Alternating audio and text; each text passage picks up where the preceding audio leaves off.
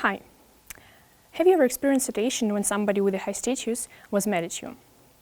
I think it happened to everyone at least once. Probably felt silly, confused, angry, disappointed that you had done something wrong. On the contrary, didn't understand why you were a target of someone's anger.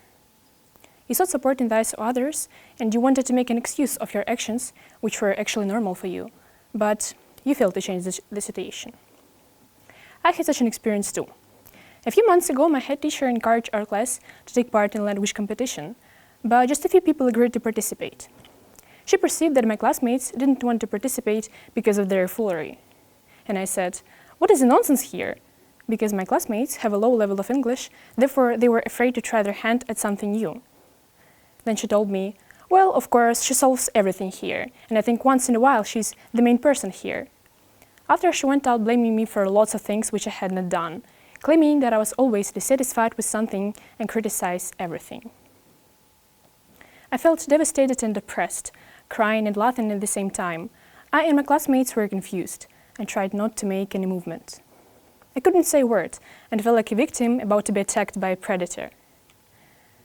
There were many thoughts in my head at that moment, but the main questions were, how should I behave right now? Why I can't control my emotions, and why does she remind me about my mom? The next day, she apologized for her sharp reaction, and the tension a little bit weakened. Later, I realized the thing that my head teacher and I have a low emotional intelligence. So, what is emotional intelligence? It's an ability to direct your emotions in the right way when you need to focus on something and not to be distracted. There is also the ability to communicate with the people, recognize our emotions, and the ability to understand the feelings of other people. The lessons of emotional intelligence are given to us by parents from early childhood. When 2-month-old baby wakes up at 3 a.m., his mother comes and feeds him during half an hour, while she looks at him dirtily and says how glad she is to see him, even in the middle of the night. The baby is happy that his mother loves him and falls asleep quietly again. This attitude towards the child is instilled from an early age, and the child realizes that he can trust people and be relied on, and they will notice his needs and their help can be counted on. Then in the kindergarten we help each other when someone cries, show our compassion and care, thereby developing our empathy. At school we get most lessons of emotional intelligence. When one of our classmates broke the glass and his friend stood up for him, but both got punished by a PE teacher. So in adult life, we can't keep a balance, have healthy relationships, and be successful in our career without skills to identify our own emotions and the emotions of people. Emotional intelligence as a driver of success doesn't just apply to our personal life, it applies to the workplace also. People with average IQs outperform those with the highest IQs 70% of the time. High emotional intelligence helps a person become more successful. After all, it helps you to better communicate with the people, easily recognize emotions, find an approach to everyone, and guide people to solutions which are more important for you. In fact, there is a relation between emotions and heart disease.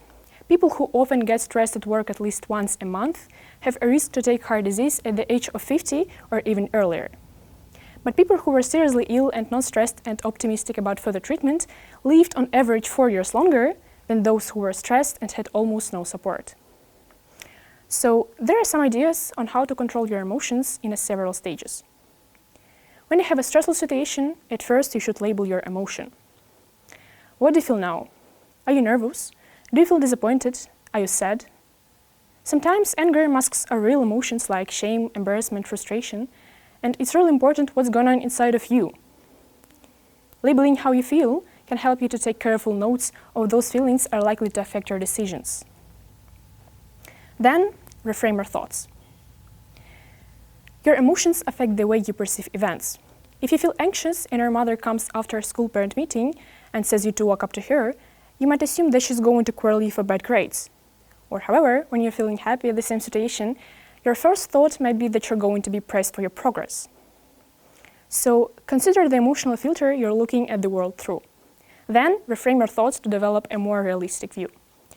Sometimes the easiest way to gain a different perspective is to take a step back and ask yourself, what would I say to a friend who had this problem? Answering this question will take some of the emotions out so you can think more rationally. But if you find yourself dwelling on negative things, you may need to change a channel in your brain. A quick physical activity like going for a walk, doing some sport, riding a bike can help you stop ruminating. Third, engage in a mood booster. Think of the things you do when you feel happy. Do those things when you're in a bad mood, and you will start to feel better. It can be everything that brings you pleasure, for example, going for a walk, meditation, growing plants, cooking, or talk with a friend. And the last, keep practicing. The more time and attention you spend on regulating your emotions, the mentally stronger you will become. You will gain a confidence in your ability to handle discomfort, while also knowing that you can make healthy choices that shift your mood. So to live longer, take care of your emotional condition, people around you, and be happy. Thank you.